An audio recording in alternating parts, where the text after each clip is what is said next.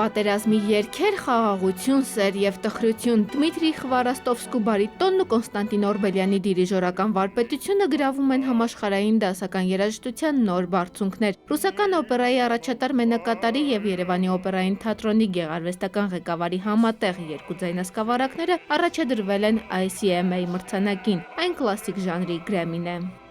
Мне кажется, порою, что солдаты с кровавых не пришедшие полей.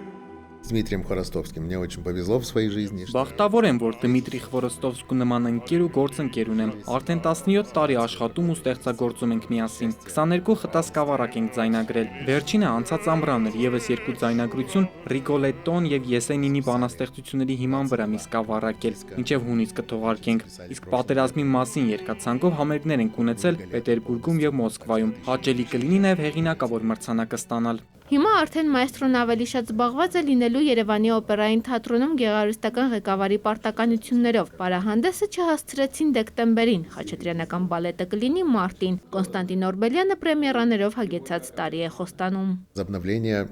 спектакля Դոնիցետի Պոլիուտա։ Դոնիցետիի Պողիկտոսն ենք պատրաստում։ Դավիթ Մխիթարյանն է երգելու։ Մարտի 17-ին Չայկովսկի գալա համերգն է։ Չայկովսկու տարբեր օպերաներից արյաներ են հնչելու։ Նաև առաջին անգամ հայ հանդիսատեսը կլսի Կանտանտե Մոսկվան։ Ապրիլի սկզբին էլ Երևանում կլինի եվրոպական օպերաների վիզուալ մաստերը Պաոլո Միչեկեն բեմադրելու է Վերդիի Ռեքվիեմը մոդեռն ոճով տեխնոլոգիական լուծումներով։ Օրբելյանի մեկ այլ մեգանախագիծ էլ դեռ փաստը թղթով ամրագրված չէ, բայց ջենթլմենական պայմանավորվածություն կա։ Երևանի օպերան, իտալական Տորե դե Լագոն եւ Նյու Յորք Սիթի օպերա հաուսը համատեղ ուժերով բեմ կբարձրացնեն Պուչինիի ծիծեռնակը։ Большая такая работа. Ես դեռ նոր եմ սկսել փորփրել միջազգային կապերս, բայց արդեն շարժ կա։ Շատերն են ուզում գալ Հայաստան, տեսնել Երևանը։ Ընկերներիցս շատերն էլ, որոնք արդեն եկել են, լսել են մեր մենակատարներին, ասում են, եթե մենք այսպիսի տաղանդավոր երգիչներ ունենայինք, մեր օպերան աշխարհում առաջինը կլիներ։ Ամեն ինչ դեռ նոր է սկսվում։ Երիտասարդական ու դասական երկու բառ, որ օպերայում չպետք է հակասեն իրար, Կոնստանտին Օրբելյանը բարձրաշխարհիկ երգարվեստը մտադիր է դարձնել նաև մոդայիկ։ Դրա համար մայստրոն երկրորդ պլանում է թողնում դիրիժորի դաշնակահարի միջազգային կարիերան։ Վշտական բնակության վայր է ընտրում հայրենիքն ու Երևան է հրավիրում դասականի աշխարհը։